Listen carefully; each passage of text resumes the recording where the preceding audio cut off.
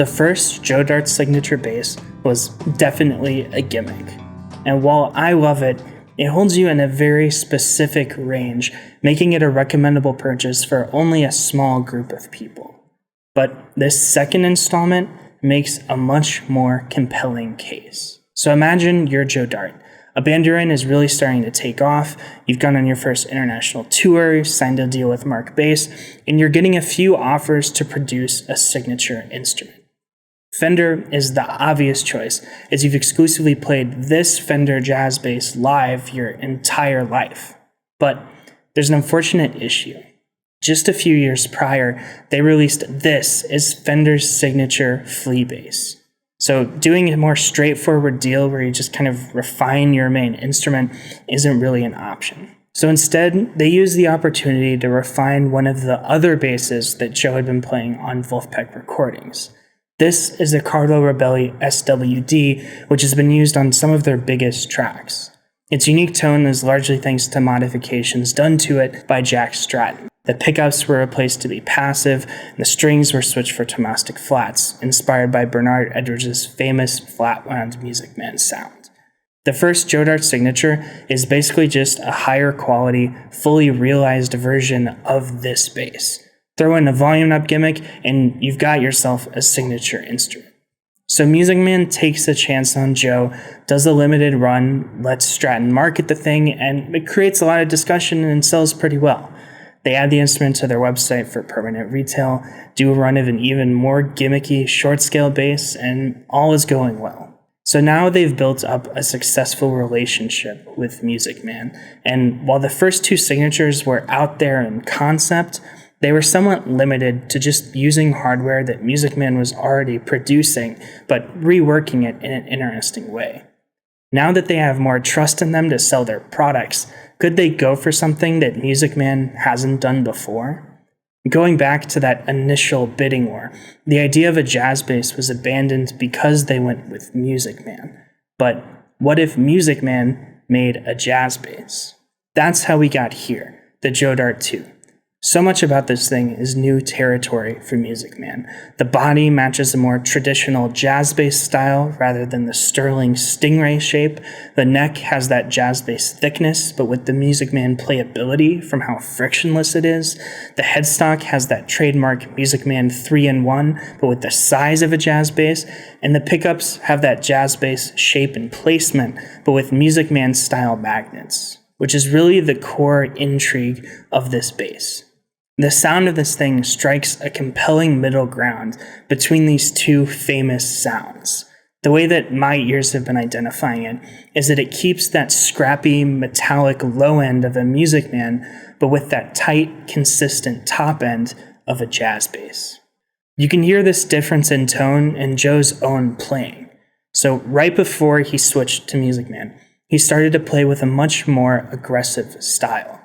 In this clip from the Fearless Flyers live debut, his last pre-Music Man show, you can hear that his jazz bass just isn't supporting how much force he's plucking the strings with.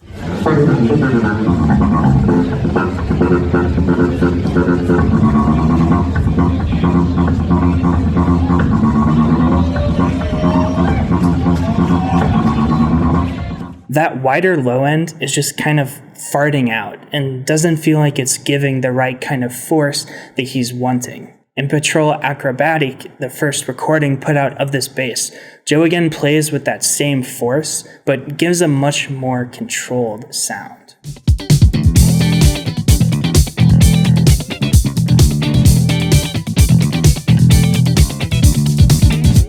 As far as I can tell, the main config that Joe is using on this thing is the neck pickup at full and the bridge nearly all the way down, with maybe just a little bit of it in there to fill out the sound.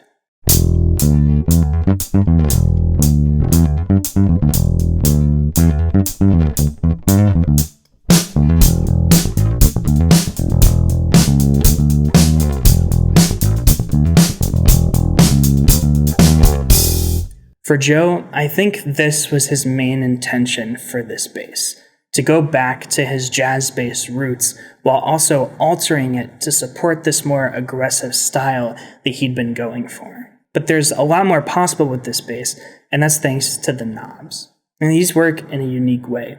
Each pickup has its own volume knob, with the bass keeping a consistent volume no matter what balance you're using. And while this is a continuation of that volume knob gimmick, they kind of stumbled into something that I actually really like. Giving each pickup its own knob instead of a balance fader between the two really encourages you to try different combinations instead of just harshly selecting between each. For example, to get a nice Jacko-esque bridge pickup fingerstyle tone, I actually leave the neck pickup at around 40% volume to help fill out that low end.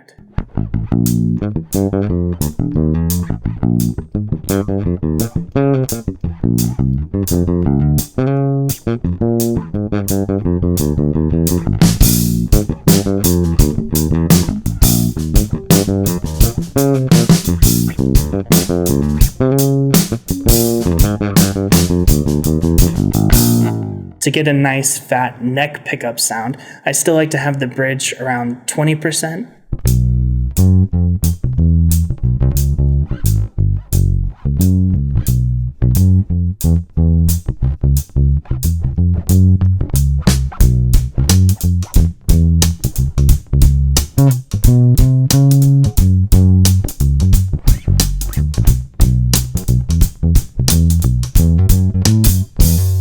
Now, weirdly enough, the settings I used for that clip are the same that Joe uses to get that super aggressive sound. And this is actually one of the great strengths of these pickups. Just like all basses, the amount of force you put into the strings changes the tone. But what's strange here is that playing lightly gives you that really clean jazz bass sound. But the moment you dig in, the grit of a Music Man pops out.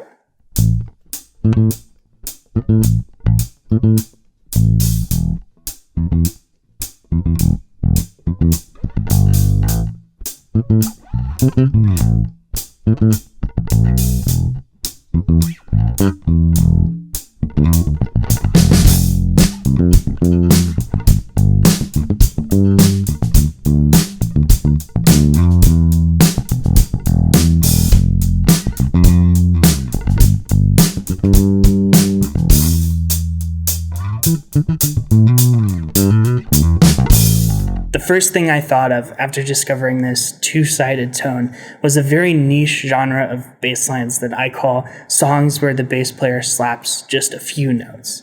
The most famous of this is Louis Johnson's line on I Keep Forgettin' by Michael McDonald.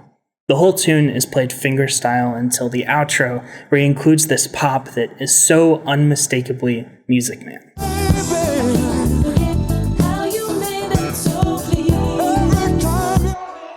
This style is perfect for this bass. By playing with a relaxed fingerstyle, you get a sound somewhere between a J bass and a Music Man.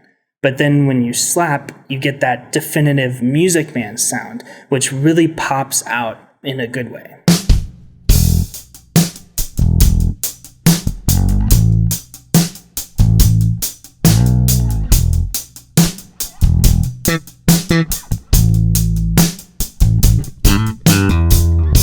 On top of that, there are a bunch of other sounds this thing puts out that I love, including playing with the pick, with the full bridge pickup, and just a little bit of the neck to get a really nice punk sound.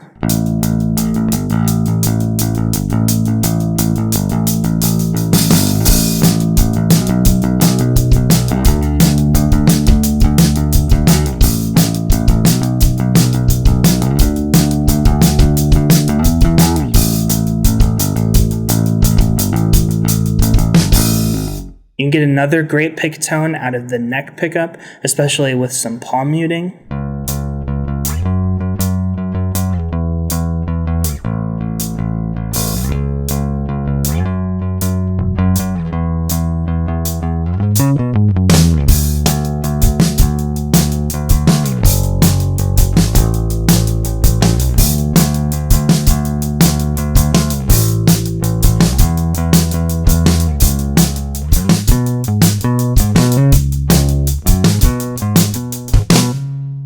And this is also a great slap bass, so much so that it even makes me sound alright.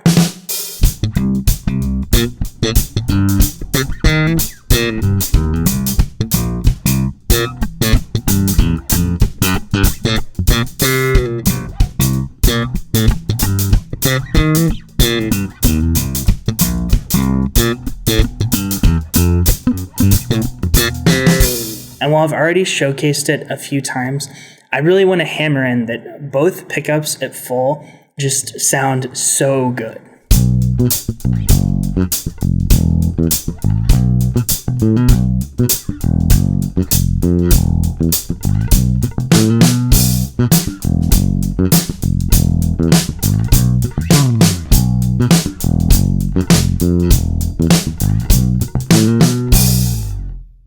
So this thing has this really cool experimental tone, but unfortunately there's a bit of a caveat. For some reason, the output on this bass is low. Plugging it straight in, there's a noticeable difference in volume when compared to other basses, even if you raise the pickups. After struggling through a gig where I could barely be heard, I thought that maybe it was just an issue with my bass, but then I saw that another reviewer had the same issue. And while he attributed it partially to the volume, but also to the tonal quality of the bass just not cutting through the mix, in my experience, it cuts through just fine on a recording where I can easily raise the volume. It's only an issue live. This wouldn't be a big deal if this wasn't a Music Man bass. The reason these instruments are as expensive as they are is because they're supposed to be the best crafted, expertly made instruments that you can get without going to an independent luthier. Having some small issue like this is just weird and really unfortunate. I didn't contact Music Man about this seemingly common issue because I wanted it to be a part of this review. It should be known that these early runs have issues like these. Again, it really isn't that important, as all you need to fix it is a piece of gear that you honestly should probably have anyway, but this isn't a Squier bass. This is supposed to be top of the line stuff. And it sucks because I love the tone of this thing. Of the three instruments in the Digidog lineup, this really is the only one that has broad practical application. Even outside of that, just the idea of Music Man making a jazz bass is so exciting, not just in terms of their incredible build quality, but this great new tonal possibility. But because of this issue and the huge price tag, I just really wouldn't recommend that you buy it. And now that I'm getting this review out, I'm going to contact Music Man and see if this is something that they're looking to fix. This has been my review of the Digidog 2. I hope you found this entertaining and helpful, and I'll be back soon with another video.